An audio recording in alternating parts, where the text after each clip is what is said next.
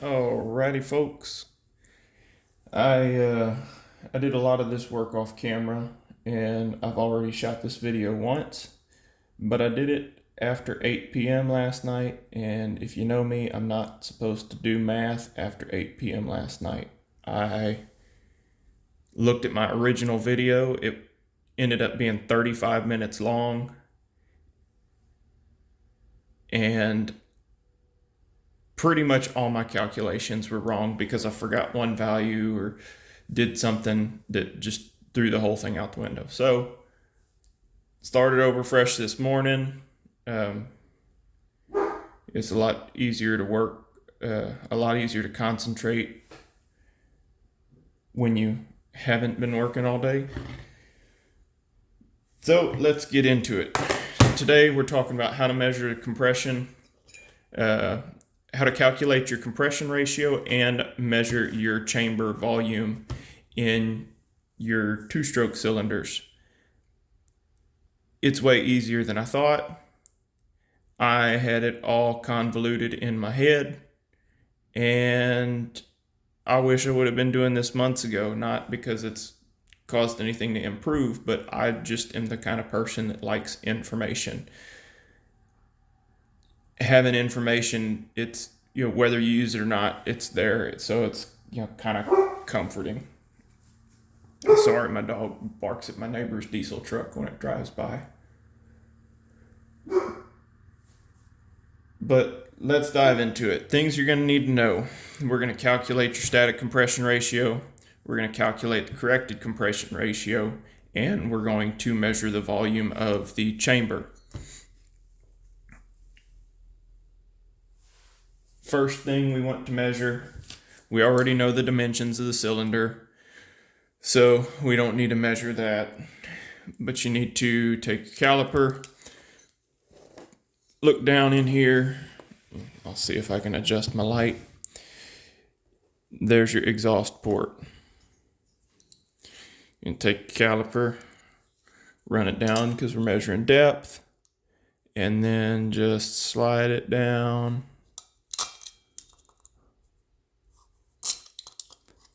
until you catch your port. And we're not going to be perfect here because, that's pretty dang close. So here's what our port height measures at.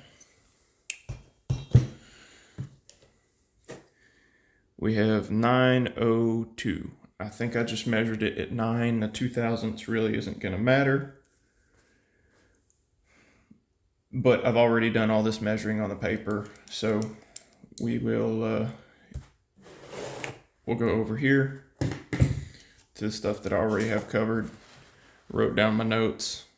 When I measured it on camera, it was 902, but when I measured it here, it's 900. Again, I made a note on one of my calculation sheets, like, hey, I'm gonna have some inaccuracies in here because I'm human. This is being done by hand. 2,000ths isn't going to make or break it unless it's, a contact situation where things are touching where they shouldn't be.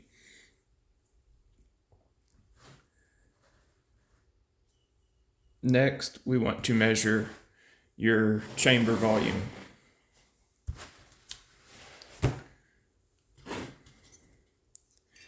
I've taken a piston, I coated it in grease, and shoved it in the cylinder.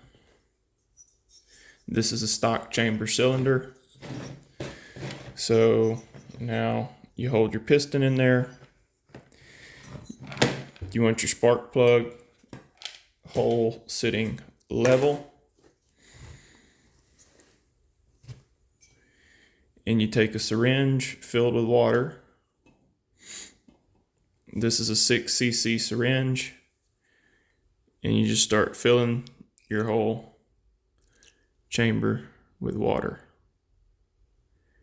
You go slowly, and I'm measuring to the first thread in the spark plug hole. We have a meniscus in there, so it's dipping down.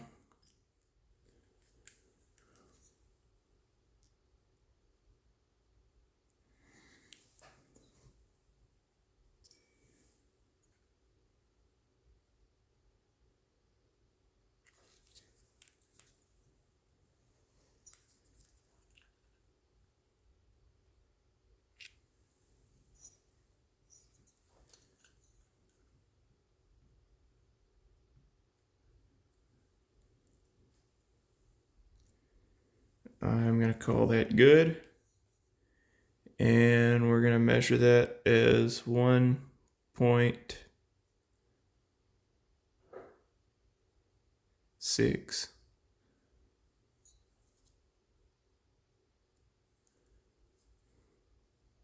We'll call it 1.6.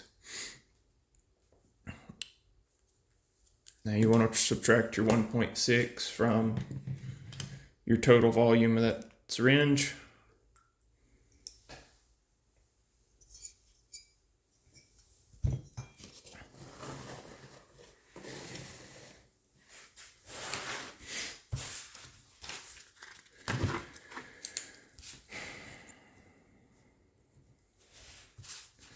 So now we can do our calculation for our chamber volume.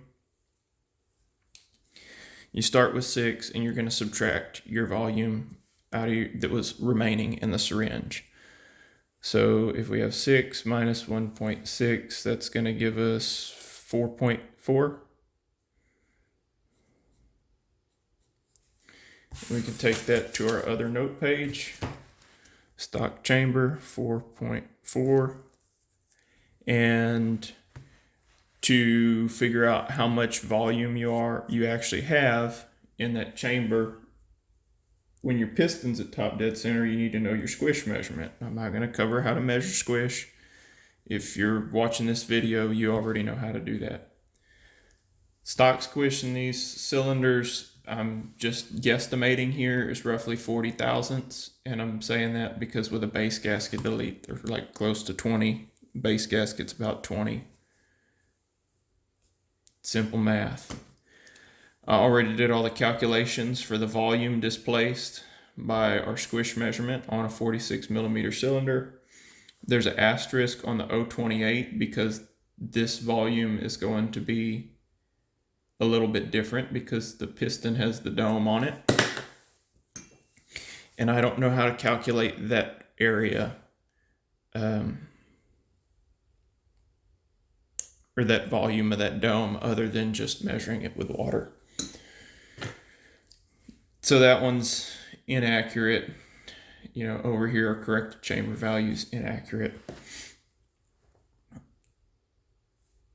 So we had a 4.4 cc chamber. We need to add 1.69 cc's to 4.4.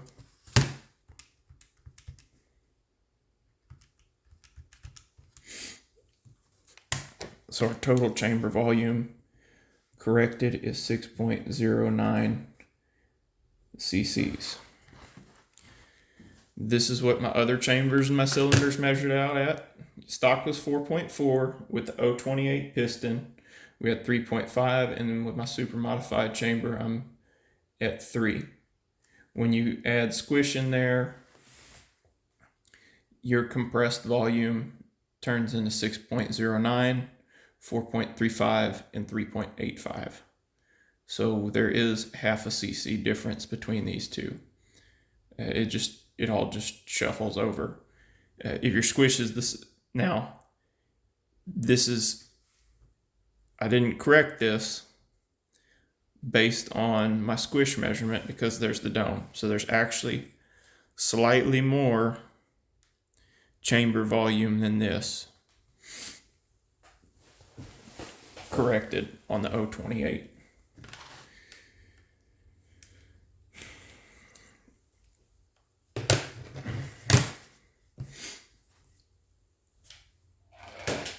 So we have our squish, we have our chamber volume with squish, Now we can go to our stock dimensions on the motor and calculate a static compression ratio.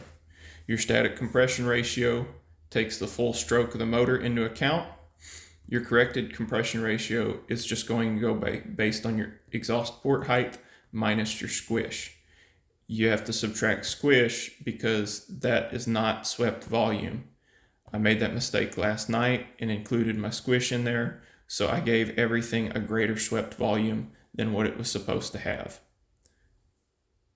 That's why I'm doing the video again today.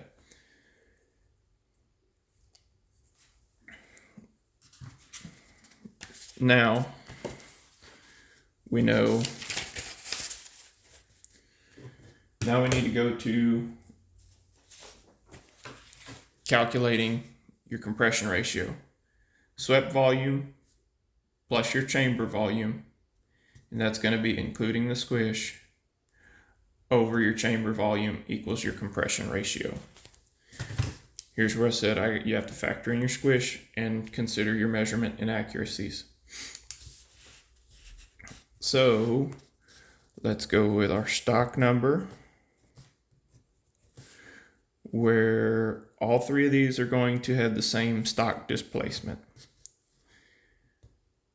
53.17 cc's plus our chamber 6.09 over our chamber 6.09. That's how you're going to get your static ratio. Plug it into the calculator. 53.17 plus 6.09 divided by 6.09 gives us 9.7321. We'll do it with the 028 next. 53.17 plus 4.35 over 4.35. This is, again, there's going to be more corrections. If you're doing your actual compression height, you need to do it based on the cylinder that's already ported, not one that hasn't had the exhaust touch.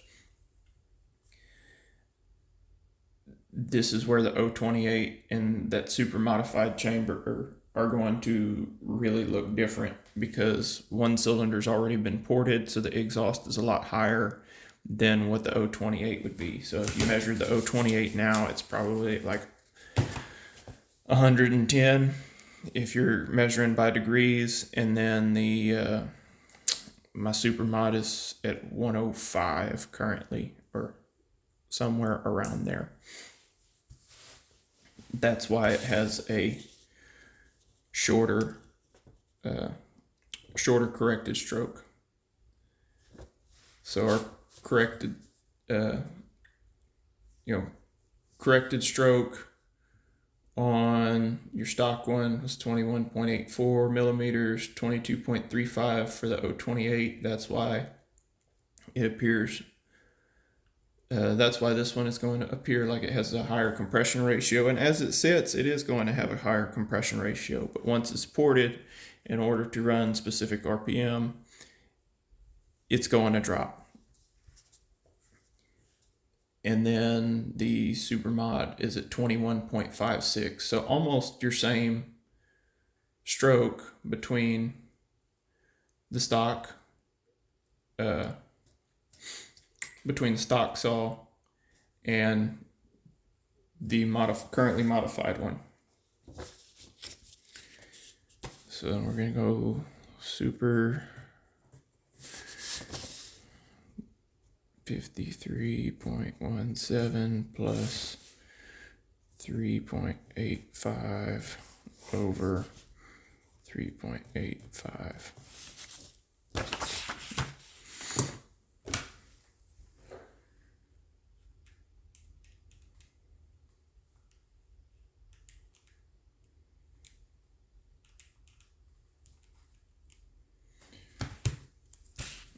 here we're at 13.22 to 1.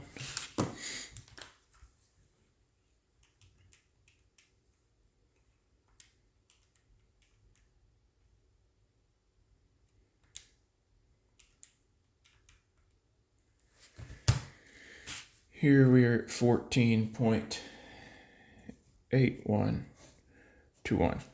Again, this is static with nothing corrected yet.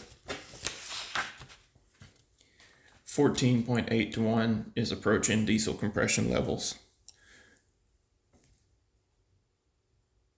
With the static ratio, technically that's correct, but the actual compression ratio that you have in the motor, this is not going to correlate at all. And the best way to prove that is to show you.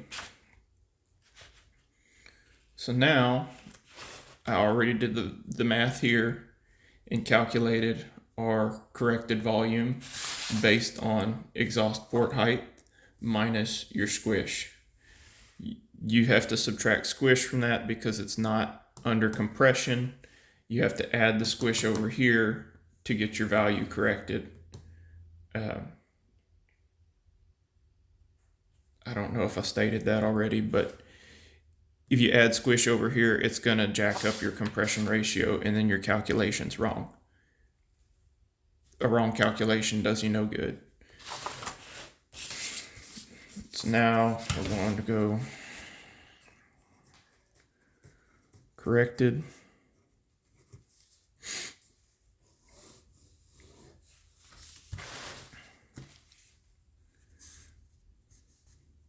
$36.28 plus 6.09 over 6.09, 37.13. This is the one that's going to show up higher on the 028, I think. Plus 4.35 over 4.35. And then 35.82 plus 3.85 over 3.85. And I apologize, my math is a mess. That's just the way things go.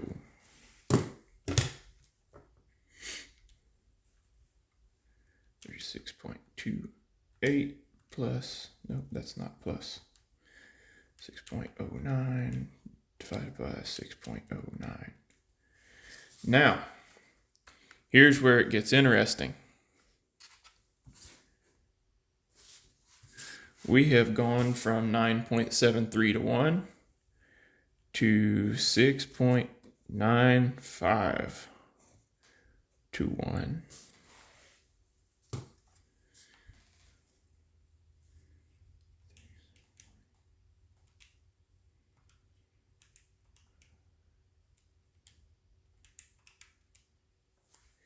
We have dropped from 13.22 to 9.5. 9.53, we'll forget about rounding to 1. And 35.82 plus 3.85 over 3.85. Now we're at 10.3.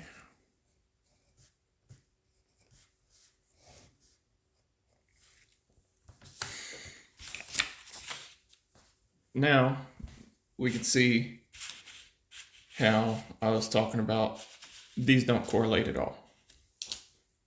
Went from 9.73 to 1 to 6.95 to 1, 13.22 to 1 to 9.53 to 1.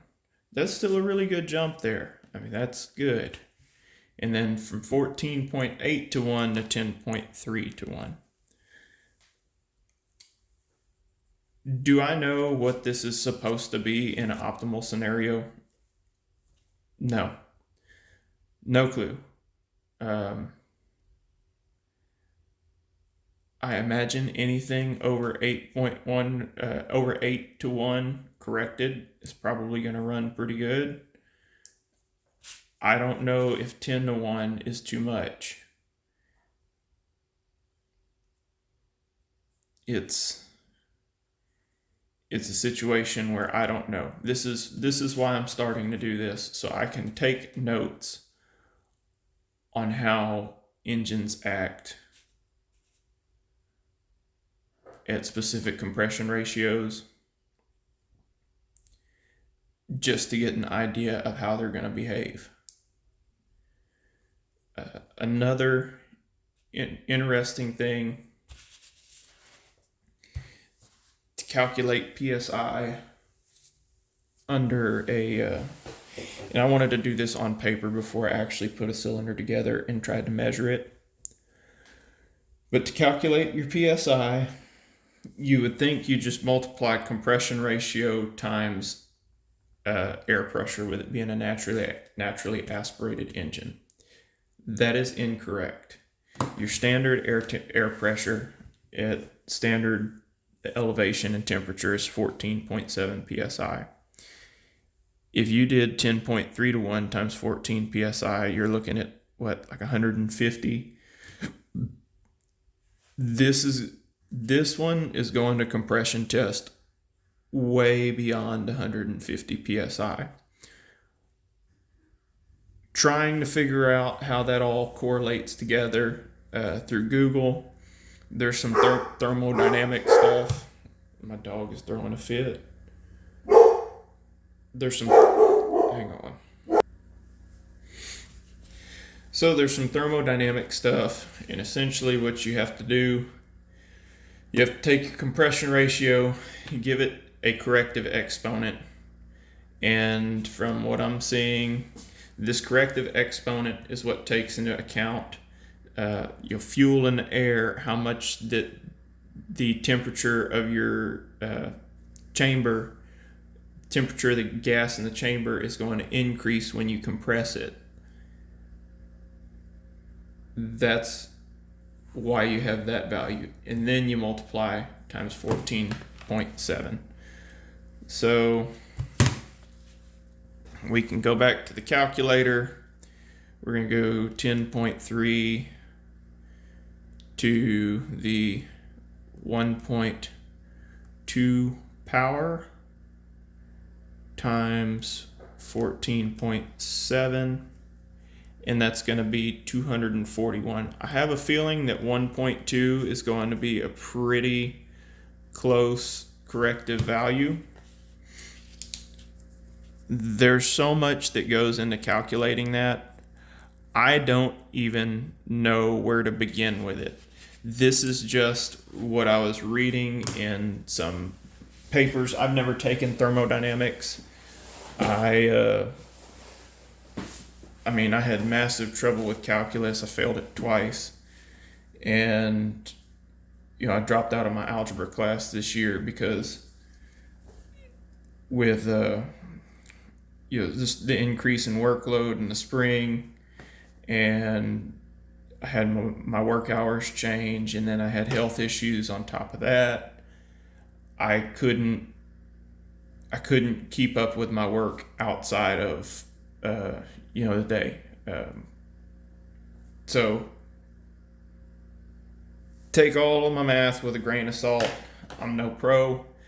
This should at least get you started in the right direction.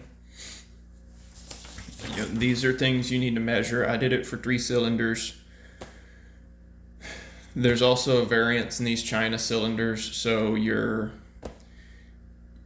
chamber volume could be off by 0.2 of a cc or so. That does make a difference in the end, but this video is neither here nor there. It's just here it is if you want to try it. kind of layout. But if you're interested in what my if you're interested in what compression ratio these engines actually have, this is the one that you have to know. You can sit there and tell someone that you have a 14.8 to 1 compression ratio all day long. Not necessarily going to make any sense. And let's try using this to calculate PSI, because I think that cylinder is probably going to put out like 240. It was 241 when I calculated it that way. 14.81 times 14.7 is 217 this way.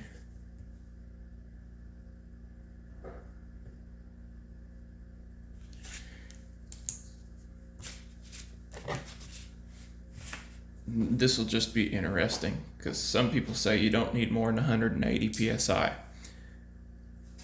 I don't know. I've run stuff that has 240 psi, runs terrific. Run stuff that's got 180 psi, runs terrific. No earthly idea. I'm just trying to create my own pieces of the puzzle to fill in the blanks that I don't. The blanks that are there, and maybe kind of slide in and surprise some folks, but doubt that's going to happen.